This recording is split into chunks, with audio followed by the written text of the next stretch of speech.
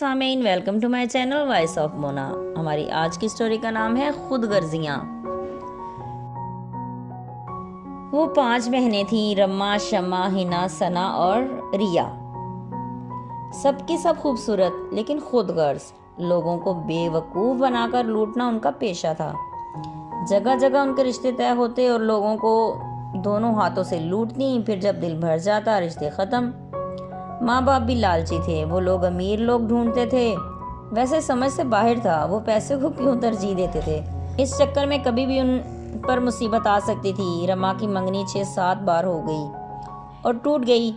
اب اس کا رشتہ جدھر ہوا وہ لڑکا باہر تھا اور اس کا اپنا کاروں کا شو روم تھا۔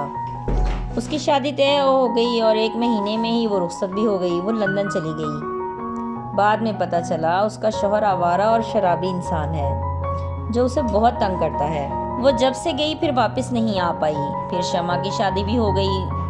اس بندے کے کپڑے کی فیکٹری تھی۔ شمع کو سال بعد پتہ چلا اس کی ایک اور بیوی بھی ہے۔ پھر شمع کے بعد اس نے ایک اور شادی کر لی، وہ بھی شمع کو بہت پریشان کرتا۔ پھر ہنا کی شادی ہوئی، وہ لوگ بھی ایک اسپیئر پارٹ کمپنی کے مالک تھے۔ ہنا کو صرف 3 مہینے صحیح رکھا، پھر اوپر سے دھکا دیا اور وہ ہمیشہ کے لیے معذور ہو گئی اور ماں باپ کے گھر آ کر بیٹھ گئی۔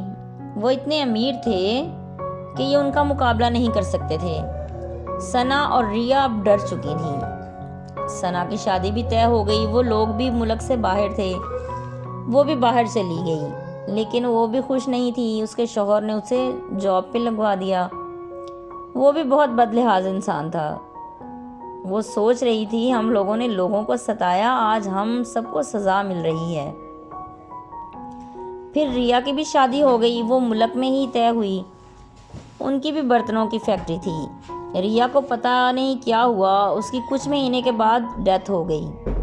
سب پریشان تھے، ماں باپ کا ہارٹ اٹیک ہو گیا، وہ بھی اکٹھے دنیا سے چلے گئے۔ اب ہنا اکیلی تھی۔ پھر رما بھی واپس آ گئی، اب وہ دونوں رہ رہی تھیں۔ ان کی خود غرضیاں انہیں سب سے الگ کر چکی تھیں اور ان کی زندگیاں بھی تباہ کر چکی تھیں۔ ان میں سے کوئی بھی خوش نہیں تھا۔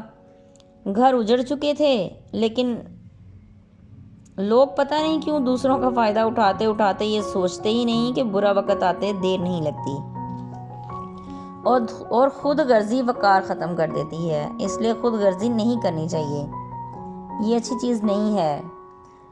آج شمع بھی واپس آ گئی تھی، وہ بالکل بدل چکی تھی۔ گھر واپس آ کے وہ پرسکون تھی، وہ اب تنہا رہنے کا فیصلہ کر چکی تھی۔